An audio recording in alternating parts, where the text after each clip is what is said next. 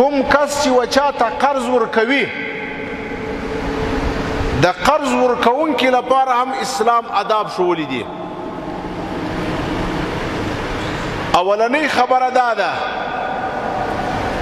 چې قرض ورکول دا د اسلام په نسبت باندې یو ډېر اعلی عمل دی. په اسلام کې دا عمل ډېر لوی ثواب لري. حدیث مقدس دی، نبی اکرم صلی الله علیه وسلم فرمایي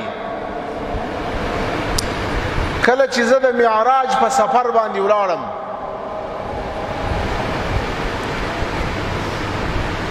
جبرائیل علیه السلام زه جنت ته بوتلم فرأيت على باب الجنة الصدقة بعشر أمثالها والقرض ب18.